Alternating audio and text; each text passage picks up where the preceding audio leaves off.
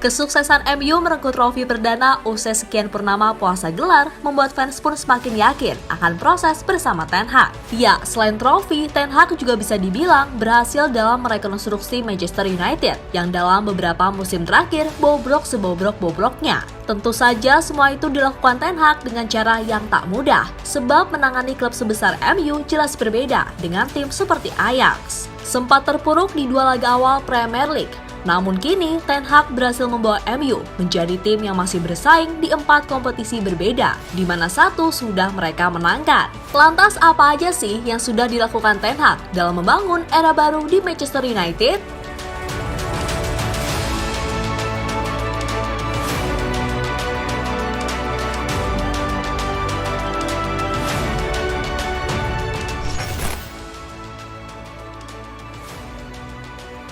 Marcus Rashford bertransformasi jadi sangat gacor di bawah asahan Erik ten Hag, di mana ia kini jadi sangat rajin mencetak gol. Tercatat sejauh ini, pemain 25 tahun itu sudah mengemas 28 gol. Nah, kita tentu tahu pada musim 2021-2022 lalu, Rashford banyak menelan pil pahit karena kerap absen lantaran cedera. Namun bersama Ten Hag, kini ia mampu mengeluarkan potensi terbaiknya lagi.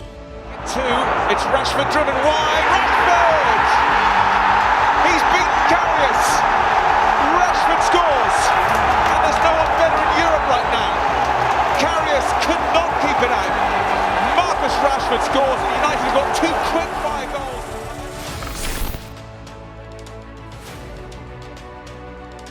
Erik ten Hag banyak belajar soal disiplin dari pelatih legendaris Manchester United, Sir Alex Ferguson. Ya, Ten Hag menanamkan teori disiplin Ferguson ke dalam skuad setan merah yang sekarang dan terbukti itu berhasil. Di mana yang paling terlihat dari itu semua jelas mental para pemain MU saat ini jauh lebih oke dibanding sebelum-sebelumnya.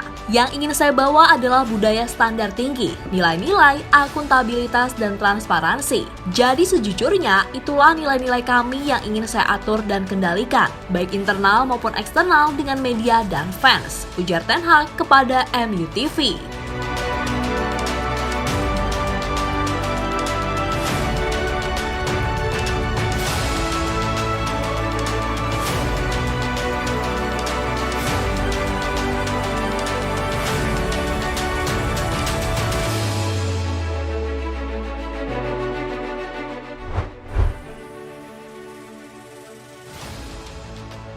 Ten Hag adalah pelatih tegas. Ia tak segan menaruh pemain yang dianggap tak perform di bangku cadangan, mulai dari Kapten Harry Maguire sampai Cristiano Ronaldo. Nah, untuk kasus Ronaldo sendiri, keduanya memang harus diakui, punya jalan pikiran dan ego yang berbeda. Namun keberanian Ten Hag menyingkirkan Ronaldo sejatinya merupakan win-win solution bagi keduanya. Meski yang kita tahu, perpisahan CR7 dan MU tak berjalan baik-baik. Tapi yang pasti, usai rentetan konflik yang mendera, MU kini berhasil kembali ke jalur yang seharusnya mereka tempuh sebagai tim papan atas.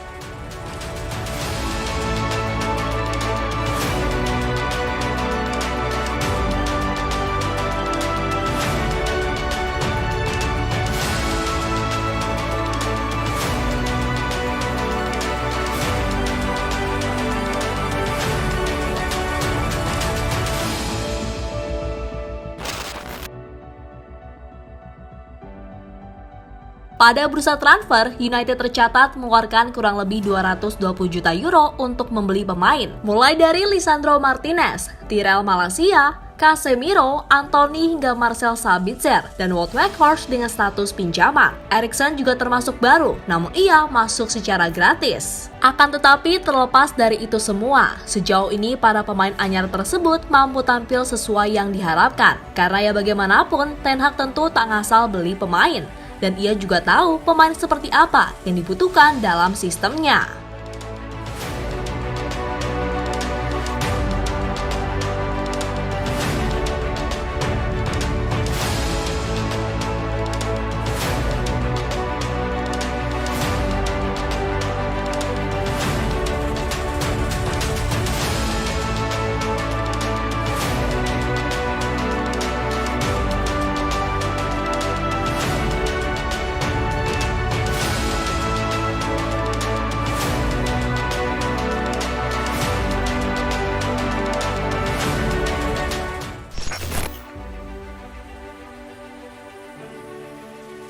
Daya tarik utama membawa Ten Hag ke Manchester adalah bahwa dia mewakili tipe manajer yang belum pernah dicoba United di era pasca Fergie, yakni seorang pelatih muda yang modern di masa jayanya. Tak seperti Louis van Gaal dan Jose Mourinho yang tahun-tahun puncaknya berada di belakang mereka. Ketika mereka mengambil alih kemudi, Ten Hag adalah bagian dari sekelompok inovator yang memperluas bidang kepelatihan pada tahun 2023. Menerapkan sistem taktis canggih yang memungkinkan Ajax untuk berprestasi secara dramatis selama masa kepemimpinannya. Di atas kertas, dia adalah tipe pemimpin yang ingin diajak bekerja sama oleh setiap pemain level atas yang ambisius.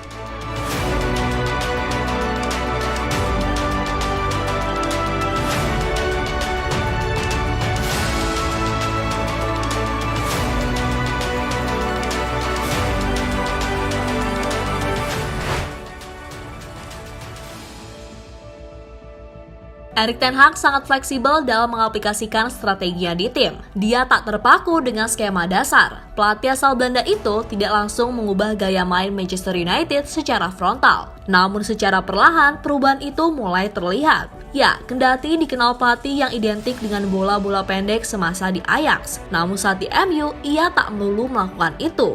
Di mana terkadang ia juga memainkan sepak bola reaktif dengan mengandalkan fast break saat counter. Selain itu, Ten Hag juga jago dalam mengubah-ubah taktik, seperti menaruh Bruno di sayap ataupun meminta Weghorst berperan sebagai nomor 10. Dan hasilnya sejauh ini cukup oke. And again, Wan-Bissaka. Oh, this is nicely worked by United. Garnacho. Shaw. Rashford. Inevitable. Unstoppable. Marcus Rashford. He wanted to stay at Barca. And a chance here for Fred. And he's equalised. Manchester United level.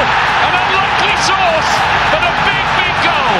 Fred does it for Manchester United.